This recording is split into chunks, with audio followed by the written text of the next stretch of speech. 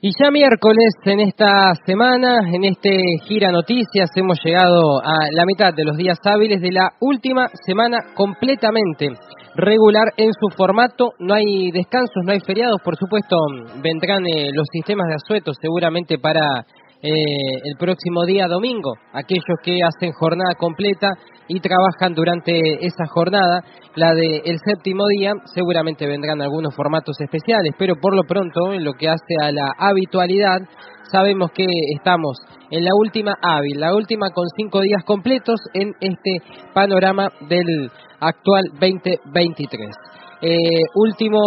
Bueno, ya tuvimos en términos de este programa el último lunes, este pasado lunes, porque el próximo es feriado y no vamos a estar al aire, pero bueno, hoy estamos en el penúltimo miércoles y como siempre hay una agenda deportiva vigente que, como es habitual en estos tiempos, pasa más por el frío europeo y la temperatura fría de los Estados Unidos que exactamente por nuestros lindes, nuestras zonas en donde ya se han ido dirimiendo los torneos. Queda muy poco por definir en esta zona del planeta. El campeonato colombiano que termina el próximo 22 de diciembre, apenas eso, pero en líneas generales casi todos los torneos se han ido resolviendo. Así que hoy hay Bundesliga, 14-20 y 16-20 los partidos por Star Plus. Tenemos Liga de Francia a las 5 de la tarde. Hay un total de 6 partidos en simultáneo porque se define la situación del descenso, por eso van todos juntos, también por Star Plus. Liga de España a las 3 y a las 5:30 los partidos por DirecTV Sports. Tenemos NBA a la noche, me gustan, Boston Celtics contra Sacramento Kings, 23:59 o 12 de la noche, como quieras verlo. Hay Liverpool West Ham en la Carabao Cup inglesa. Y hay Liga Nacional de Básquetbol, muy importante esto porque se juega en casa, se juega en Comodoro Rivadavia. Tenemos la vuelta de tuerca, la reversión de lo que fue la última final del torneo. Gimnasia tendrá revancha, se enfrenta contra Quimsa, obviamente. Hago la corrección de vida, Boca Quimsa, no en la final, pero Gimnasia perdió contra Quimsa en semifinales, por eso digo que para nosotros es volver a ese final de torneo pasado y tener una revancha. Se juega en el Socios Fundadores a las 9 de la noche, Teis Sports y DirecTV van a estar transmitiendo. Gimnasia, el equipo más importante de Comodoro Rivadavia, presente jugando contra Quimsa. Hay hockey sobre hielo, los Reyes de Los Ángeles contra los Tiburones de San José a las 12:30 de la noche, Superliga Turca, Euroliga, Copa Italia y Béisbol Liga de las Américas a las 7:30 de la tarde. La agenda completita, variada, de todo un poco en este día miércoles. Tengo al profe, si no me equivoco, para charlar de historia. Raúl querido, te saludo. ¿Cómo estás viviendo esta mitad de mañana? Buen día. Bien, expectante. Buenos días, Gerardo, un saludo a la audiencia, con mucha expectativa, pues ya que hoy se dirimen los poderes, digamos, en cierta forma. ¿Qué te iba a decir? Y después, bueno, escuchando atentamente lo que se nos presenta en el panorama. ¿Qué soledad estar sin fútbol, eh? Sí, ¿Qué droga que es esto, eh? ¿Cómo Pero distraer? bueno, no, por suerte tenemos acceso al fútbol de afuera, ¿no? Sí, ¿cómo distraer un poco la mente ante un país que tiene estos acontecimientos tan particulares y tan novedosos para lo que era el último periodo, ¿no? Novedades en ese sentido, cosas de las que nos habíamos desacostumbrado, por ejemplo, en materia de protesta social, veremos hoy qué ocurre, y también lo mismo con las LILIX, profe, viste, en la parte financiera y en la parte de la calle, hoy se resuelven cosas importantes. Sí, hoy tenías que notar cómo conductores muy conocidos por ahí del Valle se preocupaban de sobremanera. Vamos a dar nombre al U20, por ahí como entrevistaba al intendente de Madrid y con el desamparo que decía, ¿qué vamos a hacer ahora? Y dice, bueno, lamentablemente hemos llegado a un plano donde todo tipo de obra pública es sospechosa hasta que se demuestra lo contrario, ¿viste? Y eso no lo hizo justamente esta gestión, sino los que hasta ayer estaban, ¿viste? Y hoy, sí. Bueno, hoy tenemos, espero que no se repitan, porque hoy no es cualquier fecha, Gerardo, ¿eh? No es cualquier fecha. No, claro, hoy hace 22 años pasaban cosas, ¿no? Sí, exactamente. Hoy renunciaba de la Rúa, hoy se terminaba todo el conflicto, hoy seguía lo que significó la renuncia de la Rúa con todas sus consecuencias, un recuerdo que nos queda bastante feo en la memoria inmediata, ¿viste? Sí, por eso muchas veces la historia molesta, porque traes a la memoria cosas para colmo de reciente actualidad, ¿viste? Pasó ayer. Lo que pasa, y en algún punto las explicaciones de por qué pasó no están lejos de los procesos económicos actuales de la Argentina. Seguimos un poco con la chance de que algo por el estilo se repita. Claro, justamente hoy Fernando Larrea renunció a la presidencia después de 2 años de fracaso total, digamos, de desconcierto, de rodearse con...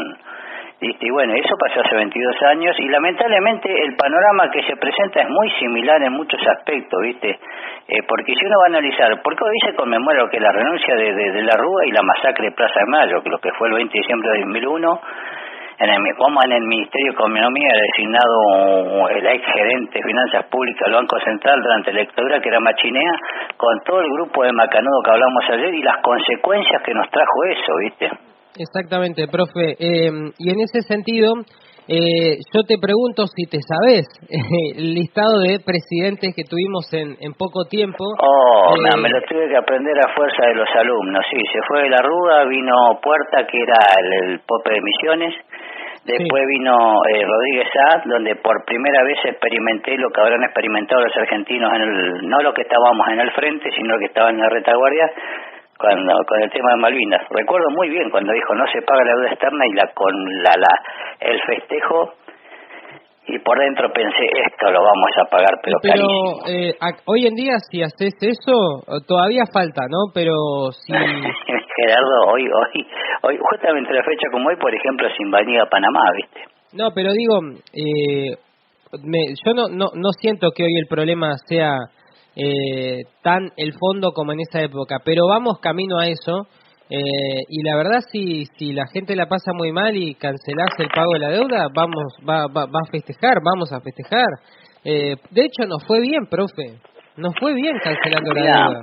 Hay que pensar que no terminó ahí, porque renunció a Arruga, lo tuvimos a Puerta, lo tuvimos a Rodríguez A, lo tuvimos a Camaño y finalmente vino este piromaníaco que estaba en Chapadmalal preocupado en otras. Qué raro, qué lugar tan en común con gente que provoca cosas y después se desinteresa, y lamentablemente, bueno, apareció este bombero piromaníaco con su famosa promesa incumplida, porque el que tenía dólares no retiró todos los dólares y el que tenía pesos retiró algunos pesos, ¿viste? Y los que estaban bien licuaron deuda como loco. Esa fue la realidad, ¿viste? Sí, es cierto. Pero en concreto fue una crisis sin precedentes que se resolvió democráticamente, institucionalmente. A mí siempre en la escuela cuando me enseñaban este tema se insistía en eso, en cómo no hubo ni militares ni algo por el estilo. Yo igual creo que no había otra manera que resolverlo de esta forma. La otra era una revolución, una revuelta más amplia, ¿no? Pero después, en términos de salida institucional, era esta la salida a la que se ejecutó. Para que haya un movimiento de militares, desde Malvinas a la fecha ya se había logrado mandar al lugar específico. Los militares no se dejan usar ahora. El último uso fue en 1990 y donde lo que nunca se habla, por ejemplo, acá levantamiento militar de los últimos tiempos, cómo hubo generales que apoyaron y después traicionaron, ¿viste? Claro. Teniendo los hijos con la cara pintada en la puerta del cuartel, Gerardo. Bueno, eso ya pasó de moda, los militares no son tontos, como yo tampoco creo que aceptaría un servicio militar. A ver si ustedes pretenden que en estas condiciones nosotros formemos soldados con esta muchedumbre, cuando están acostumbrados a insultar un uniforme, no respetar la autoridad. Y después, para hacer una revolución, Gerardo, tiene que haber un proceso previo de concientización y formación de las masas. Estos famosos muchachitos que hasta ayer provocaron todo este tipo de odio, por eso tenemos al macanudo que tenemos. Estoy hablando de la Cámpora, estoy hablando de Graboy, estoy hablando de toda esta manga de revolucionarios con tarjeta de crédito y prepaga. Lamentablemente no se formaron, no concientizaron nada, pero la revolución es hacia el pueblo, ¿viste? Sí, pero digo, pensando en 2001, profe, ¿era posible una revolución? Porque viste que la izquierda suele denominar a ese acontecimiento como la oportunidad perdida. Sí, bueno, la izquierda desde que existe en Argentina vive siendo un constante discurso de la pavada. Sí, pero digo, ven que el tema de las asambleas barriales, el club del trueque, había un espíritu colectivista. Había un montón de clima, de clima favorable y de mayor entusiasmo para la izquierda, pero no había una formación clara de las masas. De toda la izquierda ha sido ridícula. La izquierda que voté yo ahora para no votar ninguno de los macanudos que había es completamente ridícula. Bueno, depende. Digamos, esta señora Breckman es una estúpida consuetudinaria, Gerardo. Una tipa que vos la votás y otro día reivindica, digamos, critica a Israel, encima poco claro en los discursos. Porque, por ejemplo, tenés países que son completamente en contra del Estado de Israel, pero completamente claro de la condición religiosa de las masas, ¿viste? Irán, por ejemplo, es el país que más judíos tiene en Europa, en esta parte del Medio Oriente. Ajá, pero Irán siempre se declara en contra del sionismo, no del judío, ¿viste? Claro. Esta señora judía encima, digamos, reivindica esta dialéctica ridícula que tuvo la izquierda, donde el poderoso es el malo y el débil es el bueno. Jamás no tiene nada de bueno, ¿eh? Aparte ella es mujer, ¿viste? Entonces, bueno, eso es la izquierda. La constante izquierda, la que yo conocí en la universidad durante 7 años, que me hacían la vida imposible porque eres combatiente y por lo tanto pichón de milico o fascista, y vivían haciendo partidos como la democracia obrera, hablando la masa, y nunca habían trabajado en una fábrica, Gerardo. Entonces, por esa razón, la izquierda reivindica lo que no conoce. Porque las revoluciones son un proceso continuo de concientización de la gente. Acá no hay nada, no se enseña nada. Recuerdo lo que hacía esos grandes encuentros de la cámpora. Ya me mandaban mis sobrinos videos. Eso era un picnic, era un compartir. Sí, la formación de cuadros pasa por otro lado, compañero. Igual, profe, quiero hablar más de 2001 que del presente, pero lo que sí te puedo decir, que es lo mismo que te decía ayer, que para mí hay una gran manipulación mediática. Yo no noto ese odio que vos decís. Los hechos que describen estos odiadores consuetudinarios, estos para mí traficantes del odio, no es mentira, Gerardo. Los bolsos de José no son mentiras. La 4 veces paga ruta Radatil y Comodoro no es mentira. Bueno, pero profe, esto es corrupción, no fomentar el odio. Lo que yo digo es... No, el que fomenta el odio, esos son los medios masivos de comunicación que ganaron esta realidad y le hacen un agregado. Los que ganaron las elecciones, profe, esos son los que... Es que los que ganaron, ¿por qué ganaron? Porque los odio. Traficantes del odio, claro. Que son... Vamos a dar nombre, el gordo del drogadicto de la nata, Feynman, Jonathan Viale, que ahora lo rajaron porque se fue de Boca y acusó de traficante a Tinelli. Todo ese tipo de grupo Clarín, que hasta ayer aliado de Kirchner y después por intereses encontrados se separaron, son los que resaltaron y exacerbaron el odio en la conciencia colectiva de la gente y votaron lo que votaron. Hoy es esto. Hoy hay una puja de ver quién es el que gana la calle. Una cosa imbécil, ¿viste?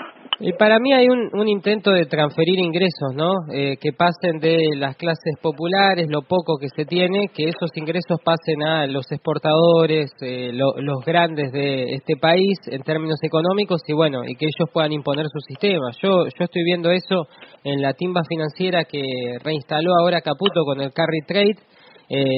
Pones el dólar a 800, decís que lo vas a ir subiendo cada 2% mes a mes. Ya ese juego permite unas facilidades para el que de verdad puede especular con el dinero importantes. Y bueno, siento que es una revancha esto. Bueno, también hay que decir que la otra opción nos ofrecía una revolución digamos, de barrio privado, Gerardo. No, pero digo, mi sensación, profe, de la historia argentina, y acá podemos meter 2001, es que vos tenías 5% de pobreza, 4% en el 75 antes del Rodrigazo. Y ahí tuviste un golpe en el salario que nunca más recuperaste. Nunca más las clases populares volvieron a eso, ni hubo pleno empleo como el que había cuando murió Perón.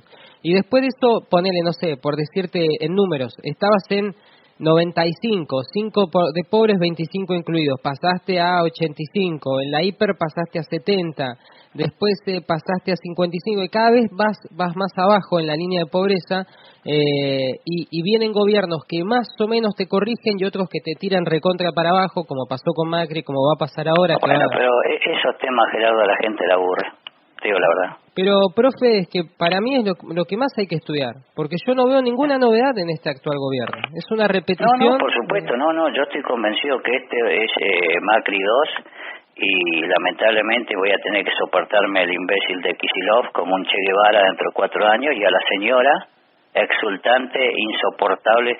Eso es lo lamentable, ¿viste? Hoy no sé qué va a pasar porque realmente también hay una cosa, porque hay muchas cosas que se desconocen, digamos, los colectivos se ponen porque la gente no puede viajar por medios propios cuando se está en un lugar. Si vos tenés gente que vive en Los Pinos, no pueden venir caminando hasta el centro. Claro, sí. Si vienen con los chicos, pues no tienen a quién dejárselo, porque ellos no tienen empleada doméstica, porque ellos trabajan de empleada doméstica.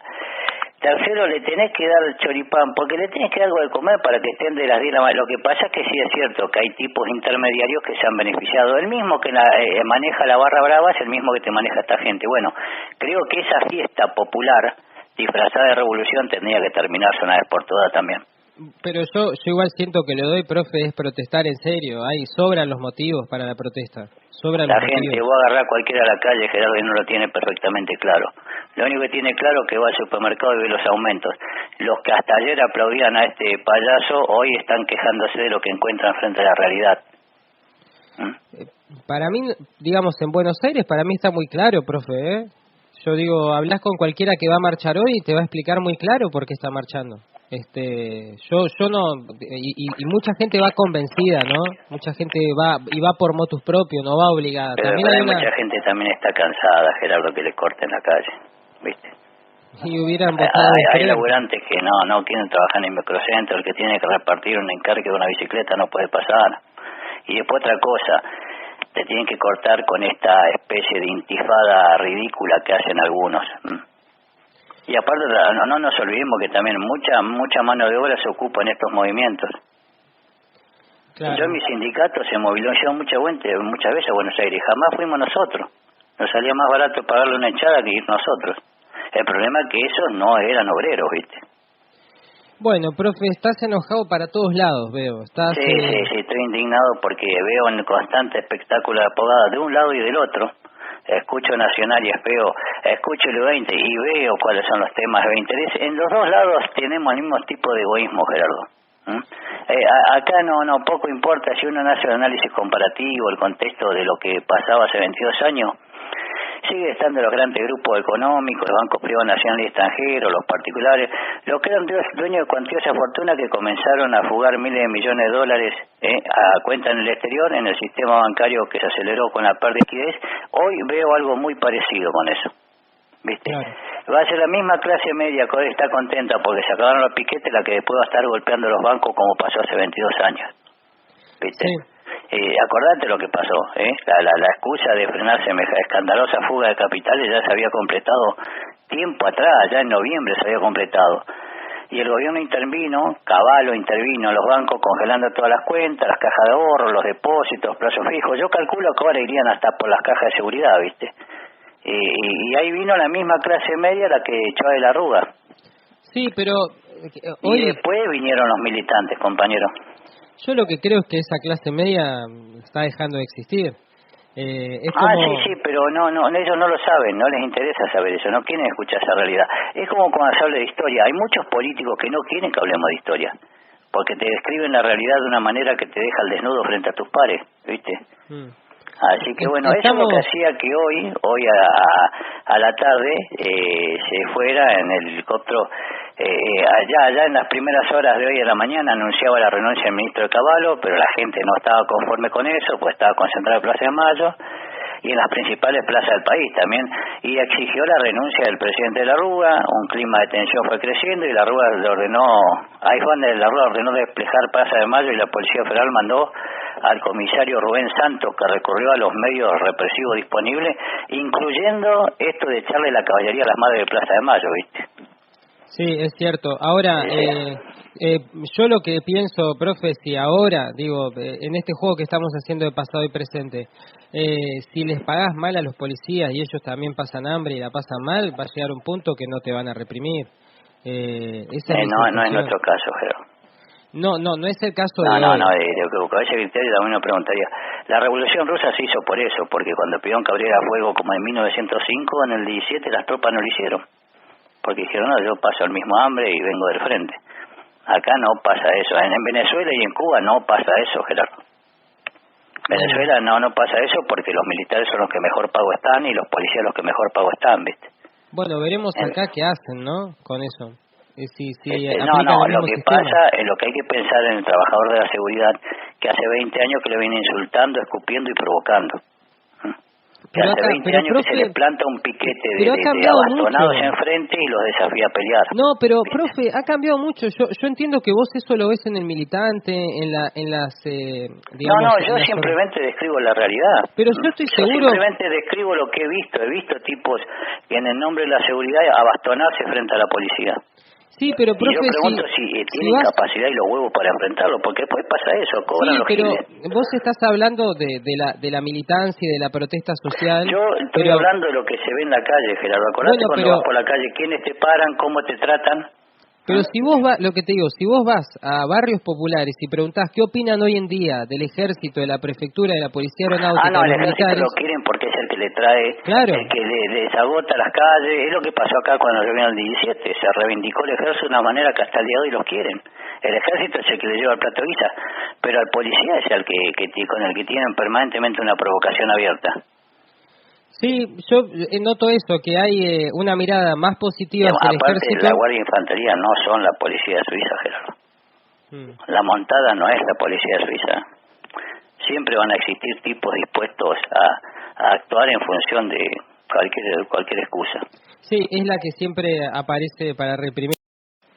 Bueno, y entonces, ¿en qué termina en diciembre del 2001 o qué empieza? Mi sensación, profe, hoy termina con, como decía, hoy termina con la renuncia de la Rúa, que se va. A las 19:52 se presenta la renuncia de la Rúa, porque no quería renunciar. El presidente se negaba a renunciar mientras crecía el número de muertos como producto del descontrolado accionar policial. La oposición peronista no aceptó la última propuesta de formar un ejército de un gobierno de coalición, cosa que me parece coherente, y finalmente antes de las 8 menos 10, se presentó la renuncia de Fernando de la Rúa y huía ridículamente, vergonzosamente, un helicóptero presidencial tras dejar una plaza de Mayo con 30 muertos y un país mucho más pobre e injusto de lo que había hecho asumir la presidencia. Que es lo que yo espero que no suceda, porque lamentablemente este rubio alto de ojos claros no va a tener una política de sensibilidad social. Pero la culpa lo tienen los que hasta ayer, embebidos en soberbia, se llamaban revolucionarios y hacían lo que hacían, Gerardo. Y lamentablemente siempre vas a tener difusores del odio que te van a describir una realidad que no es mentira. No. Sí, la corrupción existió, la soberbia estuvo. Decime, ¿quién es Máximo Kirchner, Gerardo? ¿Qué militante? Pero para mí, ¿qué conductor es? Yo coincido en tu lectura, menos en la parte de que esto es culpa del kirchnerismo y del peronismo. Para mí es culpa de que en todo caso el kirchnerismo y el peronismo le hayan dado de comer a los verdaderos chacales, que son los medios que han hecho sopa con todo lo que el kirchnerismo produjo. Pero yo no creo que el Grupo Clarín lo pagara el kirchnerismo, Gerardo. Yo no creo que a la nata le pague el kirchnerismo. Pero digo, hasta 2008 se llevaban bien, después empezaron a llevarse mal y empezó una guerra entre este medio, el multimedio más grande. Bueno, entraron a mostrar lo que te mostraban hasta el día de ayer. ¿Cómo, profe? Que entraron a mostrar lo que no mostraban hasta el día de ayer. En el 2008 pasa eso, hay ese divorcio entre el Grupo Clarín y el kirchnerismo y comienzan a describir la realidad simplemente. Para mí no describen la realidad, para mí inventan mucho. Miren, lo de 11 no es un invento. Lo de José López con la plata tirándola en el convento no es un invento.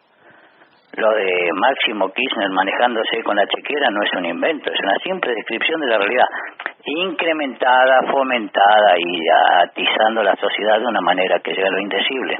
Y lo que no dicen respecto de Macri y la fuga de capitales no influye. Pero de Macri no podemos esperar nada, Gerardo. De Larreta no podemos esperar nada, de Milei no podemos esperar nada. A mí esa gente no me preocupa porque sé lo que puedo esperar de ellos, que es nada. Me preocupa los que me hablan, me palmean el hombro y me dicen, compañero, todo se va a solucionar porque esta situación injusta, y después se mete en un barrio privado, se atiende en una clínica privada. Entonces, ese tipo de situación ha provocado estas características. Por eso estamos podridos de todo. Pero para mí han fomentado de más el odio esos medios. No es tanto. No, le escribieron lo que había, le dieron motivo a las ratas pero para yo no veo eso, yo no veo ese nivel de soberbia que ¿Vos no ves la soberbia? ¿Vos crees que esta señora de manos en el bolsillo no es soberbia? Para mí no lo es. ¿Vos crees que presentarse Máximo Kirchner como un Isidoro Canónigo no es soberbia? ¿Vos crees que la forma de hablar combativa apoyando a grupos que ni conoce, ¿Pero ni cuándo sabe lo has lo que son, escuchado? como Pero Graboy con los Máximo mapuches. Kirchner no habla. Máximo Kirchner no habla y a Grabois le fue Y espectacular si no con Macri. sabe hablar es imbécil, Gerardo. ¿Qué va a hablar? Pero por eso digo... Lo único que ha dicho ha puesto de moda palabras de nuestros abuelos, San se acabó. No, y que la a ver... CGT lo repetía ridículamente. Bueno, en la percepción sentimos y vemos cosas distintas. Hablemos de lo económico, si querés, profe, y quizás ahí estemos de acuerdo. No, por supuesto que este modelo lo único que va a provocar va a ser... Pero bueno, la gente lo eligió. Yo por eso te decía antes que ganen, que yo quería que vayan a fondo. ¿Viste? Sí, pero después al mismo tiempo no te gusta nada Kicillof. Entonces es raro. ¿Cuál es tu opción política, profe? ¿A dónde querés ir? De nuevo. Van a tener que aparecer. Los líderes nacen de las luchas, no de los laboratorios de la chequera de mamá, como hacía Máximo Kirchner. Ahora aparece la situación interesante. Ahora que comenzaron a resaltar los discursos de cómo hacía el Perón y la vieja y gloriosa resistencia, ahora van a aparecer el ingenio de cómo nos manejamos con las medidas de fuerza. Bueno, esperemos que no haya un crecimiento. No hay otra solución. No va a ser digamos, no sé Caputo, Caputo ya lo tuvimos, fue presidente del Banco Central, estuvo en el Ministerio de Finanzas y fíjate todo lo que hizo. No va a ser él ahí está la resistencia de los compañeros que después de 20 años de comer asado y festejar los chistes tarados de quien te pone la chequera, tienen que empezar a crear un sistema de lucha planificado, sistemático, combativo de verdad, para oponerse frente a esta resistencia. Sí, lo que es seguro es que el protocolo antipiquetes es anticonstitucional, va en contra de las normas argentinas y bueno, ya un poco... porque la gente se pudrió que le corten la calle. Pero si la derecha... Acá San Martín y Güemes te la cortaban 20 tipos de la corriente clasista y combativa, tipos que yo los conocí en la universidad y que llegaron a hacer el ridículo hasta lo indecible, y si querés te doy nombres también. Gente que trata de buscar, cree que cortando en la calle está haciendo la revolución. Y que no han trabajado en su vida, Gerardo. Bueno, esos son los que han permitido que esté este sujeto que tengas hoy. Pero, profe, es mejor que corten la calle a que hagan la revolución. También. Hay que la revolución no la quieren hacer, si no son revolucionarios, pero Gerardo. Por eso, o vos querés una revolución. Son hippies con tarjeta de crédito, no te confundas pero con eso. Estos no son cuadros. Pero es preferible bancarse unos cortes. La cámpora no es una fracción combativa, la clase clasista y combativa es una persona que son de la boca para afuera revolucionarios. Bueno, en fin, yo lo que veo es que si vos reprimir salvajemente a la gente. De la economía, bueno, sabemos cómo fue el estallido, cómo se anunció mediante una cadena. Hay una cosa que sí tengo que reconocer, que es una madurez política, lo recuerdo desde más como testimonial que como profe de historia. Cuando el 19 de diciembre del 2001, tras el estallido de la Rúa, anunció mediante una cadena nacional, decretaba el estado de sitio para asegurar la ley, el orden, terminar con los incidentes, y el grado de madurez de la sociedad, que lo que pasó fue que antes, cuando yo recordaba que había un estado de sitio, no salía, la gente salió a la calle. Entonces, ahí donde entonces el mandatario de la Rúa explicó que los hechos de violencia ponen en peligro bienes y personas, el discurso de siempre, ¿viste? Sin embargo, la multitud concentrada en Plaza de Mayo era la clase media que le habían tocado el bolsillo. Y ahí apareció el que se vayan todos, que no quede ni uno solo. No solamente no se fueron todos, sino que los nuevos que surgieron sin vicios políticos terminaron siendo más peligrosos que los viejos y tradicionales políticos, que son un cáncer. Le cantaban los manifestantes frente a la Casa Rosada, lo que después pasó a ser lemas que desplegaban. Bueno, ahí el gobierno desplegó la fuerza de seguridad y pasó todo eso. Eso arranca con un hecho económico. Sí, el que ocasionó todo el sistema es Menem, ¿no? Y la sociedad argentina que apoyó. Por supuesto, sí. Uno cuando dice el contexto de 1992, cuando se comienza a adherirse al consenso de Washington, ahí comienza el proceso. Pero la bomba le estalla de la Rúa, pero la puso... Claro, pero la corrupta sociedad votó a la Rúa porque quería que cambie todo menos lo económico, y era una fantasía. Tampoco se puede seguir tirando planes indefinidamente en la actualidad, Gerardo. Eso es parte de la historia. Después de la invasión inglesa, vos mismo lo has dicho, todo lo que venía del Alto Perú para mandar a España se gastaba pagando las milicias. Bueno, acá pasa exactamente lo mismo a veces. Y ojo, yo sé que es más dinero, en los términos económicos, se gasta más en subsidio que en planes. Pero es una realidad que se tiene que ir transformando porque se va a agotar por sí mismo el sistema. Es una simple cuestión, es una cuestión económica. en la pura exclusiva cosa de la ciencia económica. ¿Qué es la profe, economía, Gerardo? estaba pensando, ¿a dónde fue de la Rúa con el helicóptero? Eso es algo que nunca Y supe. después se murió, pues. No, pero ¿sabés a dónde fue el helicóptero? No sé que la mujer de él era... Creo que Uruguay era, me parece. Sí, sé que... No, igual estaba muy protegido, porque la esposa que se dedicó a perseguir gente era pariente de lo de la Armada. Sí, y en esa época su hijo salía con Shakira ya, ¿no? Sí, el famoso grupo Yushi que se decía, Ajá. Que generó todo este tipo de... Creo que le manejaban la agenda política y lo que le decían, no, mi padre no va a ser como Ailía, viste, como comparándolo uno con otro, ¿no? Sí, lo que es seguro es que la salida de esa crisis fue con más Estado. El Estado se hizo cargo de muchas cosas. No, siempre el Estado y el peronismo se tienen que hacer cargo de los conflictos. Eso pasó siempre. Sí, pero digo, veníamos de un modelo muy privatista, con poca intervención del Estado en múltiples sectores de la economía, y lo que vino luego fue un intento de volver al viejo Estado empresario que tuvimos, y ahí llega más tarde ARSAT, YPF... Bueno, lo que pasa, Gerardo, que ¿sabes cómo se le conoce en historia a la década del 90? La gran fiesta, algo así. Exactamente, porque todos veíamos que estábamos vendiendo las joyas de la abuela, pero como podíamos viajar a Miami, como podíamos comprar un electrodoméstico, sostuvimos este sistema. Queríamos que todo siguiera igual, que tuviéramos un peso, un dólar. No queríamos ver la realidad. Bueno, por eso me parece fantástico lo que viene, pues se acabaron los sueños y las fantasías. Bueno, yo creo que ahora vamos a vender también lo que nos queda. Sí, siempre hay algo para vender, siempre. Sí, ahora YPF... Pero también se vendía antes, Gerardo, también lo vendíamos. No, ahora tenés el fondo de garantía. Sí, soy un viejo amargado, No, bueno, pero en concreto, no, lo que te iba a decir es que... Extraño mucho el aula, porque ahí los pibes enseguida te ponen la tapa con una... Viste que el joven tiene la maldad en su máxima pureza, ¿viste? Entonces tienen la característica de te bajan a tierra, especialmente cuando hablas con hechos históricos de reciente actualidad, ¿viste? Claro, pensaba en algo que dijimos ayer, ¿no? Esto de América Latina acercándose a África, ¿no? Esta comparación que hicimos. Bueno, lo que por ahí es bueno que me lo recuerde, Gerardo, porque hay que tener en cuenta de algo.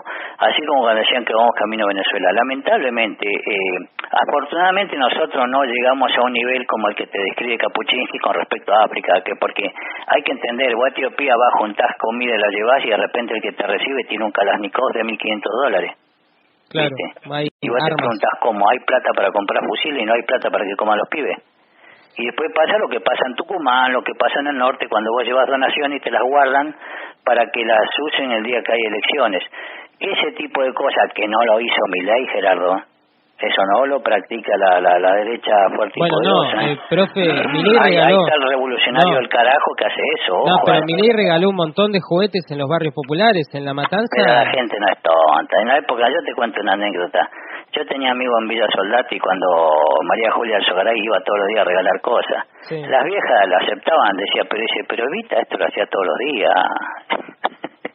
Sí. Así que, aparte, ¿quién puede convencerse de lo que te puede dar Milei o te puede dar Macri o te puede dar Caputo? El que cree ese es un ingenuo.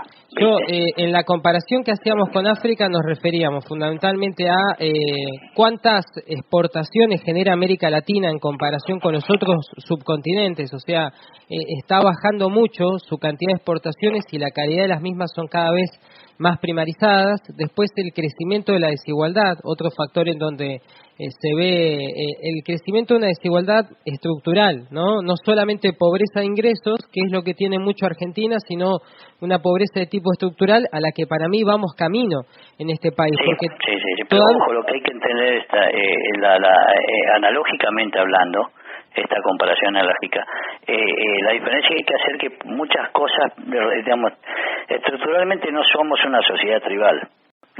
También, sí, por eso... No tenemos eso.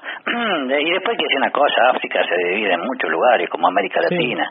Sí, pero nosotros nos referíamos más que nada a eso en el día de ayer, al crecimiento de la desigualdad, al asunto de las exportaciones y la participación en el comercio mundial, y yo diría también en esto que es el neocolonialismo, el mecanismo de explotación de recursos naturales, en donde para mí el litio la manera en la que se explota el litio en la Argentina es muy parecida a cómo se explota el petróleo en Nigeria u otros recursos naturales. Sí, sí. Esto de el manejo es con la provincia, no con la nación.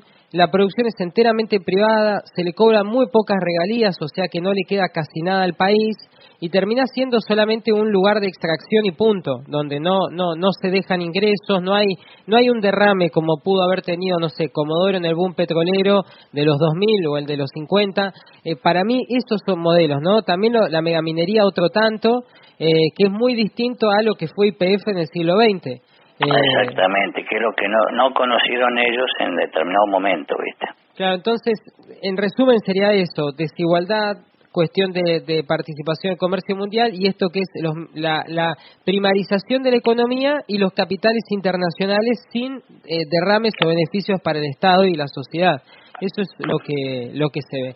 Y bueno, profe, la diferencia con 2001 ahora es que venís de un Estado amplio que ahora se va a recortar, pero hay menos espalda para aguantar, ¿no? Digo... Sí, no, eso es cierto, ya hay cada vez menos recursos, menos disponibilidad, recursos hay, lo que no hay es disponibilidad inmediata para poder paliar las situaciones, ¿viste?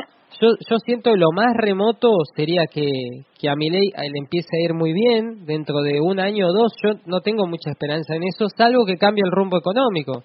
Pero a mí... No, yo también lo que me imagino que este sujeto en 6 meses renuncia o se enferma, aparece la señora Villarroel, a quien quiero mucho por una cuestión lógica, soy veterano, pero otra vez mismo el carnaval.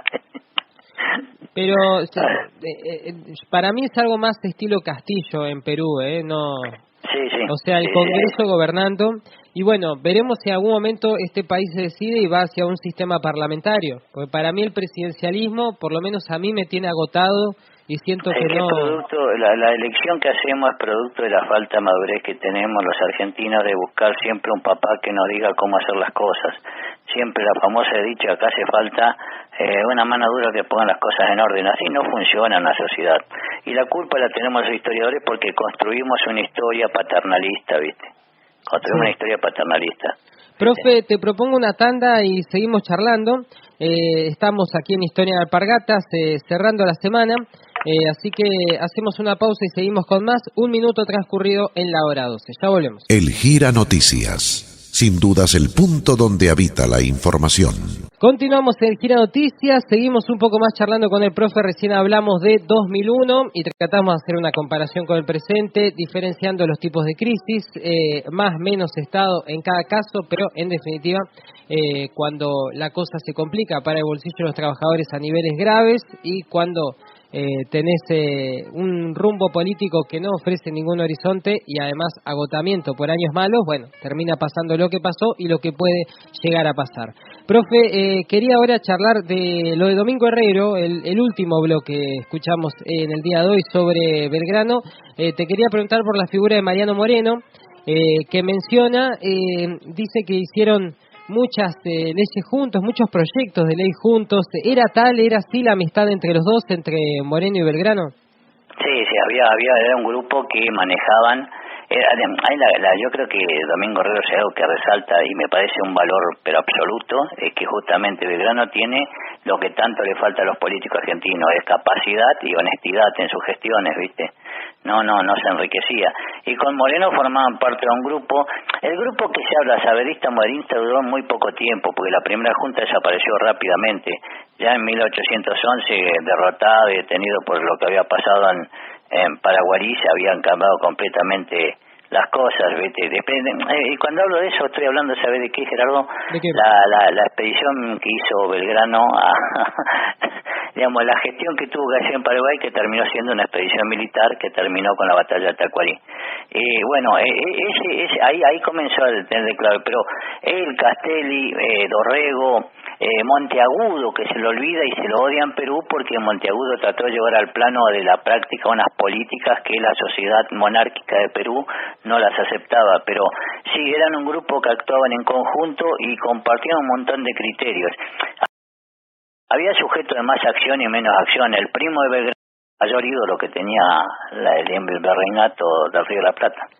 Fue un arranque bastante violento, pero no se vio la violencia en la ciudad de Buenos Aires, ¿o sí? Porque digo, no hubo batallas en la capital, ¿no? No, sí.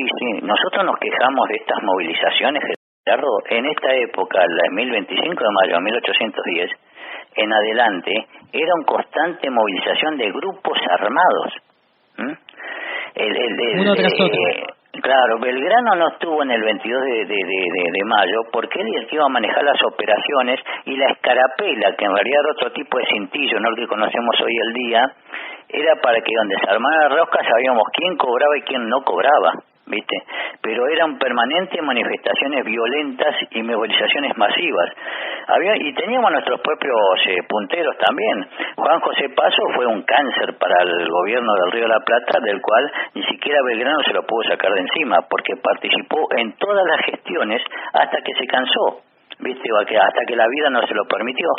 Pero eran constantes movilizaciones a la Plaza de la Victoria, que era Plaza de Mayo, pero eran grupos armados que iban, Sí, y después, profe, cuando muere Belgrano no había mejorado la situación, al contrario, era una anarquía absoluta, bueno, ¿no? Justamente, vos me decías de los 5 presidentes, de la Rúa, Puerta, Camaño, Rodríguez A.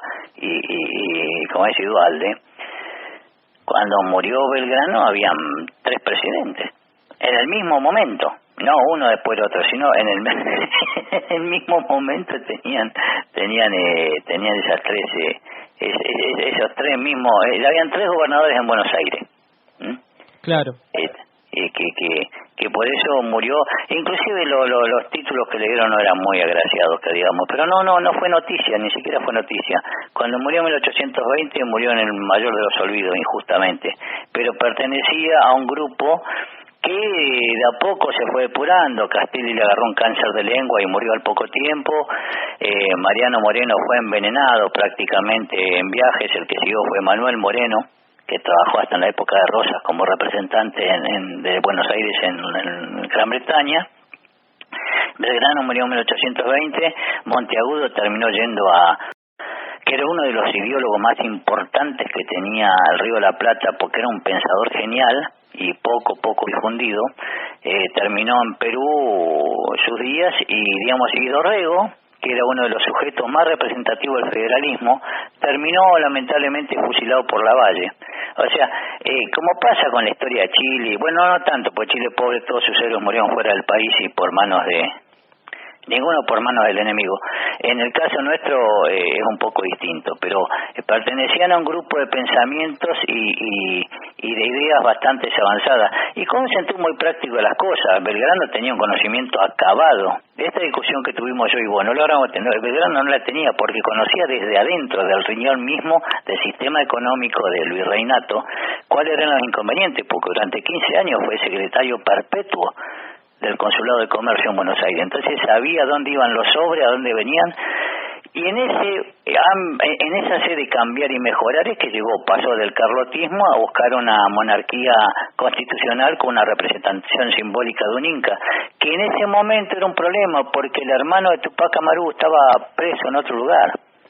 Claro, la situación no era favorable. No, digamos, la idea era traer un monarca de Europa, convencer a algunos, que ninguno quería venir, pues ni siquiera hasta se había pensado en traer un ruso acá, que qué interés podía tener de venir a Sudamérica, a este lugar del fin del mundo.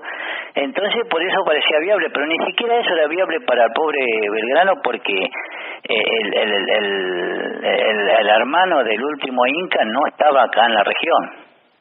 Claro, entonces no había alternativa, y esto que decís está bueno, la muerte tan presente y cómo la revolución los devoró por dentro, sea por salud, por enfermedad, por guerra, por fusilamiento. Se fueron muriendo esos primeros patriotas. Hay un término que tienen los americanistas que a mí me molesta mucho y no los puedo refutar. O tipos como Di Meglio, que se especializa en siglo XIX, que te dicen, no, las revoluciones terminan comiendo a sus propios hijos.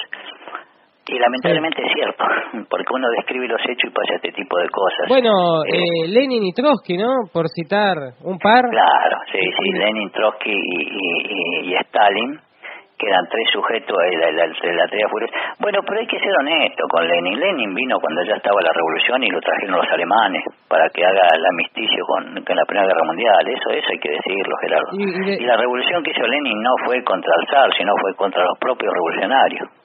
Después termina llegando un Stalin cual Chiquitapia.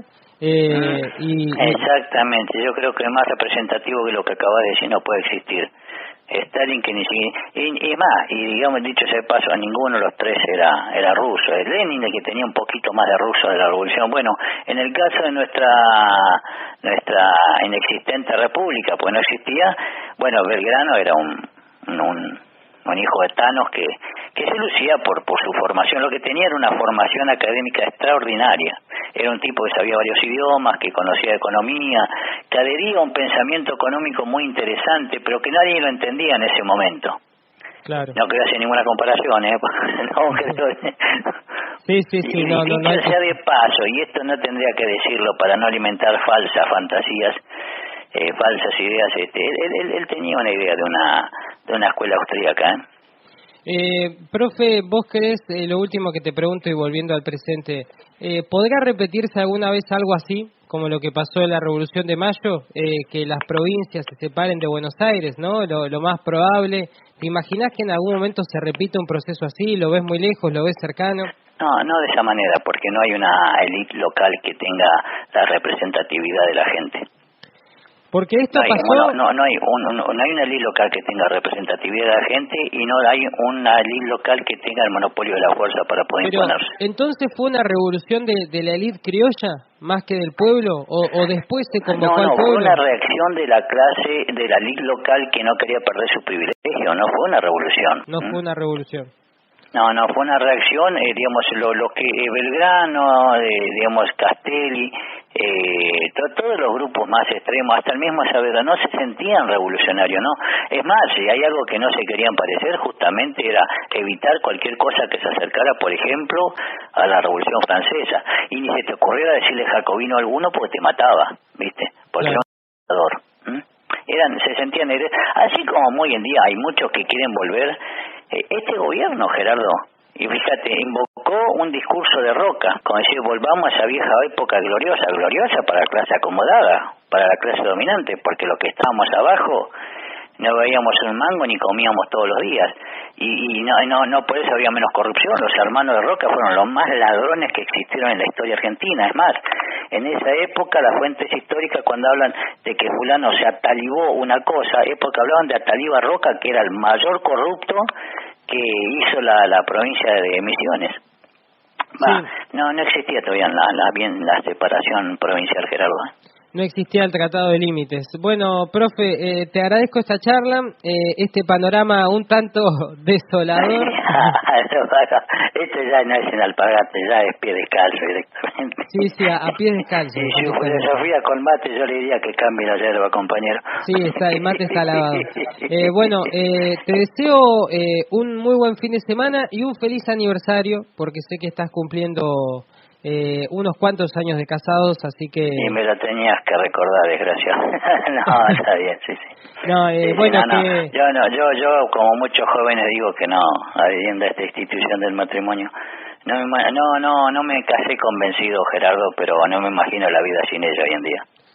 Bueno, recordar los motivos, reafirmar las convicciones y por una nueva temporada, ¿no? Que tenga un buen día, Gerardo, y un buen fin de semana. Que tengas un buen día, profe. Tanda y seguimos con más.